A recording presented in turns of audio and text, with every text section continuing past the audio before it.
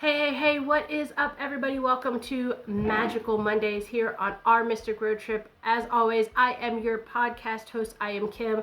I am a tarot reader, astrologer, spiritual wellness coach, all of that stuff. I'm into spirituality. I'm into mysticism. I'm into magic. Hold on, let me see if I can. I think that's probably better. Sorry if you heard that. My cat has decided to become a parkour expert. Lord have mercy. Anyways, as I said, this is Mondays, which means it is Magical Mondays. This is where I basically do some magical stuff, usually the first episode of the month, which is what this one is. Even though we are still in April, this is the beginning of May. So we're going to go through this. We're going to talk about the moons, full moon and new moon, as well as Beltane, which is the pagan festival for spring. Yes. Yeah, as always, of course, we will start with our week in the stars. But before that, I want to give you a little introduction to the podcast one more time. This is our Mystic Road Trip. This is basically a podcast. It's a love of mine. I basically started doing it because I wanted to learn more about certain things, and I love learning and sharing my knowledge. It is part of my design if you're into human design, and it is really what I intend to do. So by taking myself on this journey to try to figure out the right path, what feels good to me, learning about new things, maybe reinvigorating some old passions, I really wanted to share with you guys in the hopes that maybe something that I find and something that I learn can help you on your path as well. So that's why I started this podcast. I love all this stuff. I have always loved this stuff. But over the past several years, I have embraced it more fully and am only looking to embrace it more. And hopefully you guys are going to come along on the ride with me and share it with your friends and everything so we can have a much more spirited, I guess would be a term, podcast and community. Speaking of such, before we jump into our week in the stars, I want to do a little housekeeping and shameless plugging, of course. So if you want to reach out to me, you can definitely do that. I have social media, Instagram, TikTok, my cat is crazy, Facebook, all of that. You can also use the email that's in the description box. I do answer them pretty regularly. If you want to join the community, like I'd love to build a community where we have a good dialogue. Maybe I won't be the only person driving this bus, all the time. I'd love to have guests, and there's people on my list of people I would love to have conversations with, both in the magical world as well as the spiritual and mysticism kind of aspect. So once we get enough people, maybe that's something that'll happen. If you want to support the podcast, please like, comment, share, follow, subscribe, all those things. The more you engage with the video or the audio, the more the algorithm sees that people are interested, and that means that it'll push it out to more people. And that's how we're going to build this community, right? If you want to kick cash my way, hey, I might be a spiritual person, but I still need to pay bills. So if you want to kick a little cash my way, perfect. I have a Buy Me a Coffee as well as a Patreon.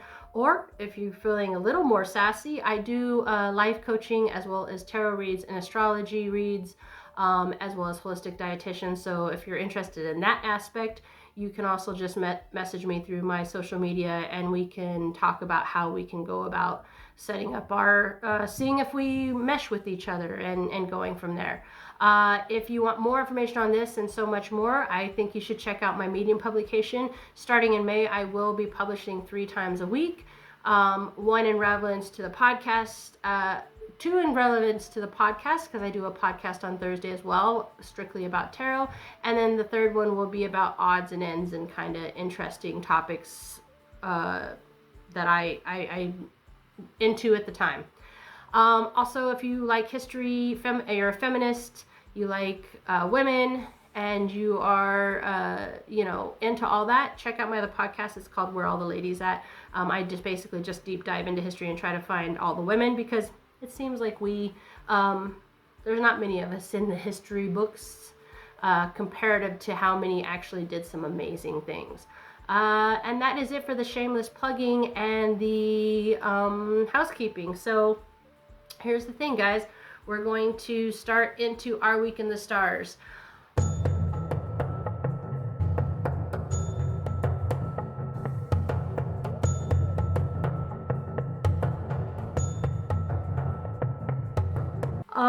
Because I am starting, just as a side note, my week in the star goes Monday through Sunday because I post on Mondays, yes. So we're going to start with Tuesday, April 29th.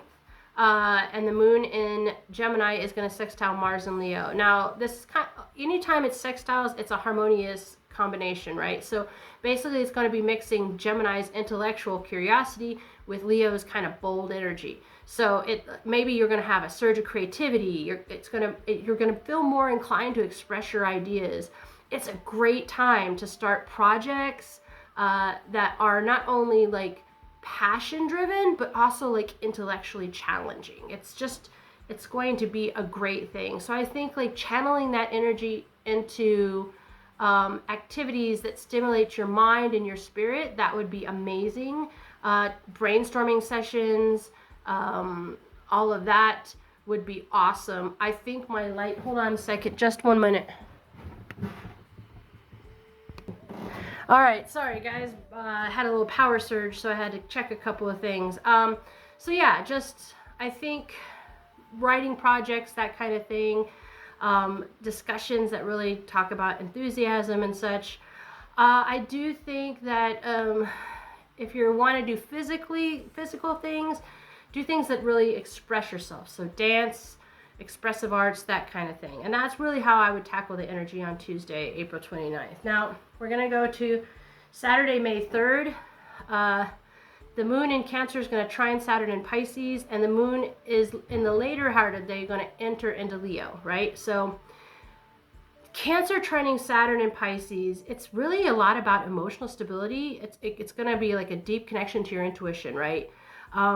Really nurturing your emotional foundations and building structures that really support your well-being would be key.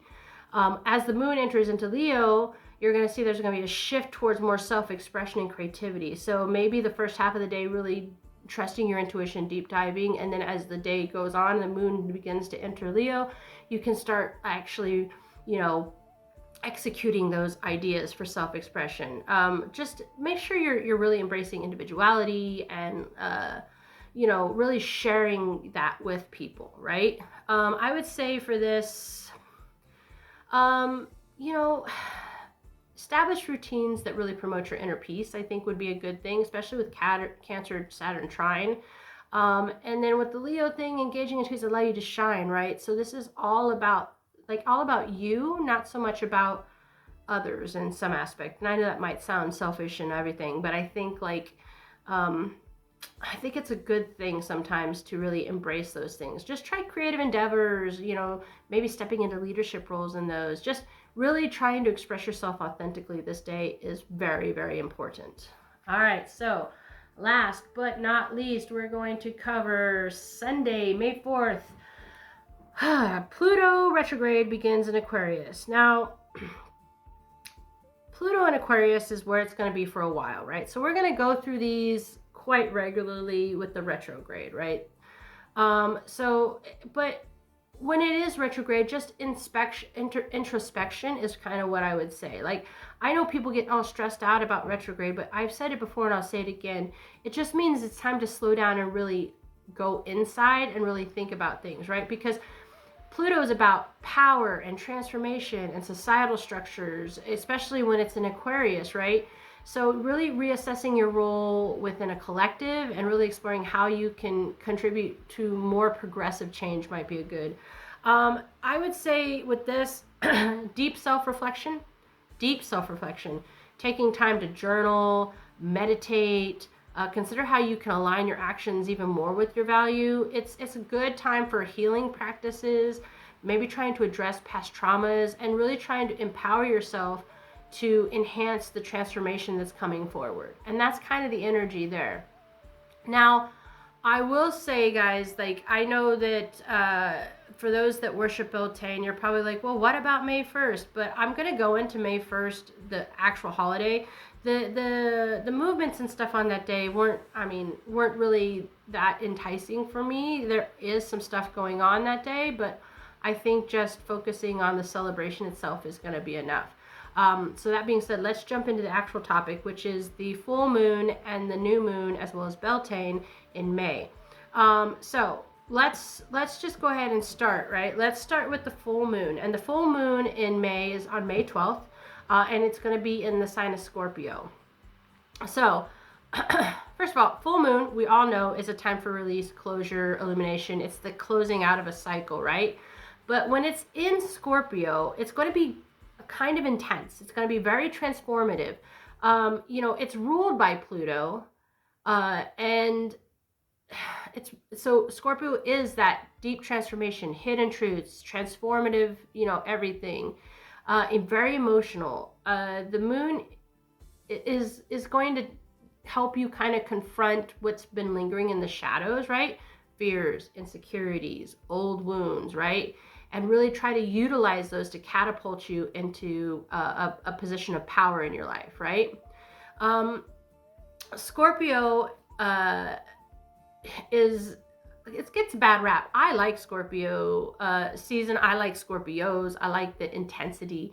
I don't know if that's because I'm a Capricorn or what, but I really do like it, And Scorpio is often kind of associated with rebirth, regeneration, emotional healing. So that's important. May's moon is called the flower moon, and it's kind of named that because obviously May is May Day, it's spring, flowers are starting to spring forward, but you can also look at it as a way as it's a time to really flourish when it comes to your personal growth too. So I would say with this moon, practice mindfulness, right? Dive into your shadow self because it is attached to Scorpio. I think that's super, super important. Really look at the parts that you try to hide or try to avoid. Reflect on those areas of your life that really you've been kind of trying to resist change, and maybe, avoiding and shoving down those tough emotions. You might want to also use the full moon to meditate on letting go, no matter what that is, right? Magically, I would say anything with healing, maybe tapping into a rose quartz energy for self-love, or amethyst if you're looking for emotional balance, anything like that. Cleaning your space would be amazing for this, right? Especially if you have sage or Palo Santo or something that's gonna get rid of all that negative energy. Releasing, because of its attachment to Scorpio, releasing old habits and grudges and fears, right? You can do the burning ritual I always talk about, where you write something down, you burn it, and you kind of just let it go. If you're more inclined with water, you can kind of do the same thing, just by letting the water, succumb to it, or maybe planting it and pouring the water on it. There's all kinds of things you can do, right? Making sure you take a cleansing bath is really good, especially if you can get in the full moon's light, which, not everybody can, but that might be cool. Make sure you add bath salt, lavender oil, things that are going to really treat you well. Physically, I think what you need to really look at when it comes to the full moon is that Scorpio governs the reproductive system and elimination. So it's a great one for detoxing. That's why I mentioned the full moon bath. I don't always talk about that, but because it's attached to Scorpio, I think detoxing, doing a serious detoxing, cleansing, maybe a fasting, whatever it needs you to do, focus on high antioxidant foods if you're not going to fast, dark berries, leafy greens, things like that. Anything that's going to help your body feel really light and renewed. I think that's a great thing. This full moon is really something that you could really utilize to just kind of get everything out. For me, I think what I'm going to do is the day before, I'm going to do fasting, so that day I can really I've already kind of gotten rid of some of the toxins, right? But then I can use the antioxidants and really try to reset my cycle. And I'm going to do a little bit of a deep house cleanse and a spiritual cleansing of my body. I think those are all good things to do on those days. Let's talk about the new moon in Gemini, shall we? So we're going to move on. May 26th. It is also a lunar eclipse. So you have a new moon in Gemini, and it is a lunar eclipse. And that, as we've talked before, eclipses really amplify the energies that are surrounded by that, right? So let's talk. So Gemini is ruled by Mercury, right? By the way, I think it's really interesting that May for me, and this is just a personal thing. I love me a good Gemini. My partner's a Gemini, so that's great. And I really get along with Scorpios too. So I think it's interesting for me personally that the moons are both in those at this time when in my chart it's supposed to be a beginning of a new cycle for me. It's very interesting to me. Could be coincidental, but it's interesting. So anyways, Gemini is ruled by Mercury. And that's communication, intellect, adaptability. So this new moon kind of really is saying, hey, it's good to set intentions around anything having to do with communication, social connections, anything like that.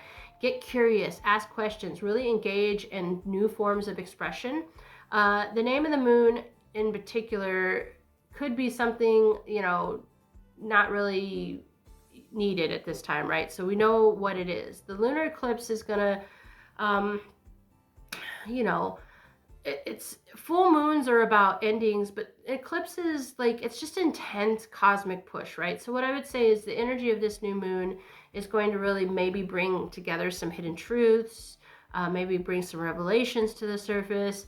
That means if you've been ignoring something, the universe is going to slap you in the face with it, right? And it's going to become front and center for you. And that may not be comfortable in the moment, but it is a necessary need to get rid of those negative energies, right?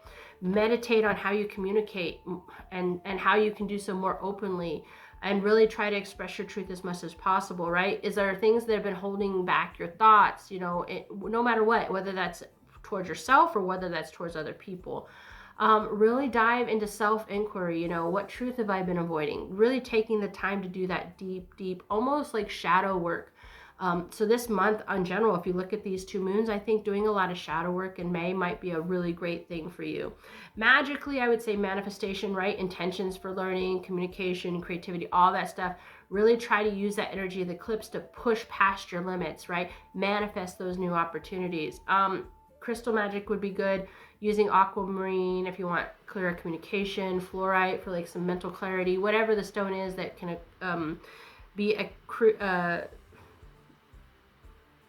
be tied to what you're looking for. That's what I'm like, especially if they can tie to Gemini's energies too, right? It's really good for connecting with others too. So maybe getting together with some friends would be great, really talking about conversations that are kind of like long past due, right? Also, so if we go into the physical health area, Gemini rules the lungs, arms, and hands. So maybe working on your breathing exercises, doing some yoga would be great. Anything that's going to stimulate you mentally and even like your physical flexibility. Herbal teas, right? Especially if they're like lung health. So things like eucalyptus or peppermint, adding all those kind of things into your routine might be a great thing this day. So that is the new moon. Now let's talk about Beltane. Now here's the thing. Beltane, this section is going to be a little bit longer. Beltane is May 1st. And it's basically, it's the halfway point between the spring equinox and the summer solstice. It's a festivity of fertility and creativity and really the vitality of life, right? So Beltane, we're going to do a little history. Beltane has ancient roots in the Celtic tradition. What I will say is that is what the name is that the Celts used. A lot of the old pagan ancient cultures had celebrations around this time that were very similar, right? Because they were really connected to the rhythms of nature, right? Beltane itself is a celebration of life, of sexuality, of growth. Beltane really comes from Gaelic, and it means bright fire, and it's a direct reference to the sun's growing strength, right? It's a time when the world is kind of brimming with new life, and it's about to be really good, right? Historically, people would light bonfires to honor the sun. In fact, if you are in Edinburgh, they do a huge Beltane festival, right? Or they did. I don't know if they still do, but they used to. And so they would, like that, and it would protect the crops and the livestock and all this, right? It was really meant to hold protective and cleansing properties, kind of purging the land of negative energies and of such. And it was also a bridge between the human realm and the spirit world. So you can invite good spirits to bless the land much easier. Now, there's a couple of different things you can do, rituals and symbols. So you have maypole dancing. That's the classic where they have the kind of like midsummer I don't know if I want to tie it to that, but they have the wreaths and they dance around the poles, and it's meant to really celebrate the sacred union between the masculine and feminine, right? The pole is the masculine, the ribbons are the feminine, and the ribbons kind of intertwine and create a really intricate balance, right? So this is just a festive dance. It's talking about like invoking abundance and fertility and harmony, right? Also, like I said, you could light bonfires. We talked about that. Fertility and sensuality. Beltane is a celebration of this central aspect of life, right? It's kind of a time to honor our bodies, our desires, our creativity. It's going to encourage you to connect to your physical self, and also like, you know, to explore intimate situations, a sacredness of life and this pleasure, right? Food wise, you could do some ritual meals. Foods associated with Beltane are rich in dairy and honey, fresh fruits and vegetables, that kind of thing. In a minute, I'll talk a little bit about some things. And really, a feast is really something that's good because it's something that talks about the fertility of earth, right? And it's kind of an essential part of it. You can do herbs and flowers. So, of course, like you have the flower crowns and all that stuff. And then there's, of course, and those are just like, you know, good health, prosperity, good fortune, right? All those kind of things. Fresh flowers like hawthorn and roses, primroses, they're pretty popular in decorations and being used around the home. And then just a simple blessing, right? You could take a small branch of hawthorn or any spring flower really and hold in your hands and kind of say a blessing, you know, things like, you know, I sometimes use like, may the energy of Beltane bless me with new growth, love, and prosperity, right? These are great things. And after you're done doing that with the branch, place it somewhere in your space, altar, near a door, or something like that. It kind of gives you a reminder of those intentions. One of the things I want to do with holidays now is kind of give you a little idea of things you could serve, because I am very much a foodie as well as a holistic dietitian. So what I would say is that for a starter, you could start with like a herb soup with cream. So, you know, those would be really good. Serve it with like a little dollop of cream, sprinkle of goat cheese. Right? Remember, anything with dairy is going to be great. Honey goat cheese crostini might be really good. Like, once again, rich in dairy, very rich in dairy, and then the honey is very much a spring thing, right? For the main course, you might start with stuffed roast vegetables, so you could do that with like stuff it with like quinoa, nuts, fresh herbs, all that kind of good stuff. Really get it in there with the spring vegetable kind of thing. You could do an herb chicken or a roast lamb, depending on if you're not a vegetarian. Things like that would be really good. For sides, a nice spring green salad with like a honey Dijon vinaigrette. Or you could even do like a wild rice and almond pilaf. That might be pretty good. Dessert-wise, strawberry and cream tart. Honey cakes with lavender. That's kind of a very traditional thing, you know. I would say those would be good. For drinks, honey wine, mead. Or you could just do a spring berry sangria. I think that would be pretty good. And then, of course, like I said, don't forget your blessings, right? It's a beautiful holiday. And I think all the energies that are coming in this month are just, it's such an exciting month celestially, right? So much energy, so much talk of deep transformation and powerful new opportunities. It's really, really a great month. And that is it for the month, guys. I hope you really enjoyed it. I hope it gave you some insight. You know, I would love to hear from you guys and tell me what kind of energies and how you navigated them, and really just reach out to me. I'd love to get to know you all, guys. So as always, that is it. If you want to reach out to me, you know what to do. There's social media. I would love to talk with you. If you want to support the podcast, please do that. At the bare minimum, please like, comment, share, subscribe, do all those kind of things. That really helps me out a lot. If you want more information on this and so much more, check out the Medium publication. And if you like history, women, and feminism, check out my other podcast called Where All the Ladies At. Until next week, actually until Thursday, guys, don't forget Tarot Thursday is coming up, and we're about halfway through the swords. So let's do this. And as always, guys, stay curious, stay blessed, and stay safe.